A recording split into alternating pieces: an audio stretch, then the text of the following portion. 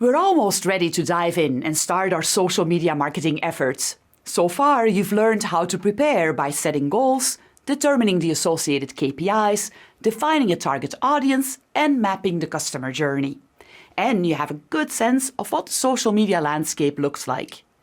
There's one last important step a marketer needs to take, and that's deciding which social media platforms matter to achieve your marketing goals. You may be part of a business that has already established its social media presence, and they may have already chosen the channels they are active in. But you could also be the one who needs to make that choice. In any case, it's important to know what you should think about before deciding on the social media channels where you will interact with your customers. By the end of this video, you'll know what to keep in mind as you make this decision. First, let's take a look at this interview.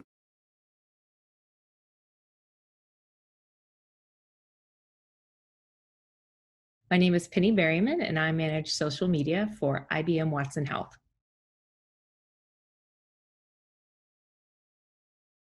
IBM Watson Health is an essential data, analytics, and technology partner for the health industry. Watson is artificial intelligence, deep learning, learning to learn, and great capacity to mine data and make sense of it faster than humans ever can. IBM and the Watson Health team are an amazing place to work. There's opportunity for innovation, ideas, talent, and growth that I thought maybe only existed in words, but actually exists in culture.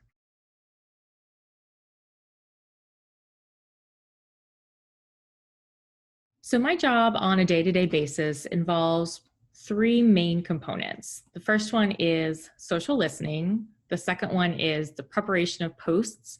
And the third one is the analytics of what we've done. So starting with the top one, social listening means that I'm going online to the three main channels I manage, YouTube, LinkedIn, and Twitter. And I'm looking at thought leaders. I'm looking at trends and hashtags. I'm understanding what's happening on that platform, what people are talking about, because that's going to matter for the second part of my job, which is preparing the posts. So I want to make sure that when I'm writing the posts and I'm working with the stakeholders, that we're putting content out that makes sense for the audiences on those platforms. So for preparing the posts, I'm going to work with product marketers who want to talk about a product. I'm going to work with the visual designers to come up with a graphic for the social post. And I'm going to work with our legal team to make sure that as a stakeholder, we are on brand, as well as in a health setting, there are certain types of content we put out that we have to make sure we're aligning on. So those three partners are the biggest part of the preparation stage. So visual designers, the content writers, and then of course our legal team as a stakeholder.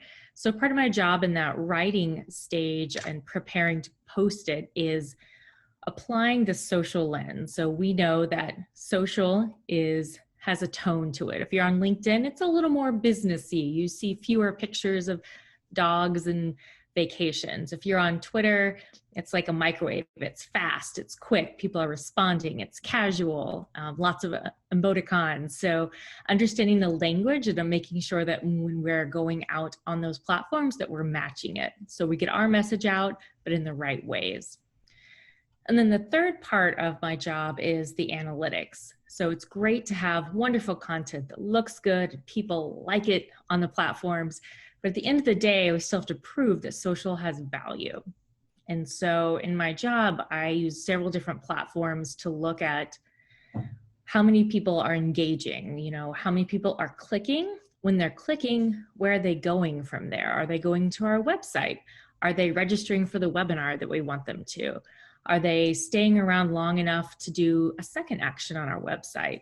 So social really is the analytics side. It's not always clear cut what the value of it is. So part of the value for social is the conversation. It's called social media for a reason. And so it can be hard to say the value of this post that got 200 likes is that 200 people like us more. But really, you're also building relationships, you're building your brand. So it does matter, but you also have to be able to provide some of those harder numbers, which is this many people came to the website, this many people registered from the webinar because they clicked on our social posts. So the analytics is an important piece, perhaps a little bit harder than just the writing and the fun part, but it's equally as valuable and makes the case for why social is an important channel. One piece of the analytics that is growing in importance is the customer service piece. So this is a metric or one of the ways of measuring success on social, that if you have a complaint and someone names your brand, as a brand, you want to get on that. You want to be able to respond. You want to be timely. If someone has a question about something you've posted, you want to respond to it. And so setting up the right systems and knowing how quickly you're going to respond to questions and complaints, and how quickly you're going to respond when someone mentions your brand in a positive way is also an important measurement that we look at. Social media marketing is all about interacting and participating in a community. You can find that community on different platforms, but as you probably gathered from watching our interview, being active on social media takes time and effort.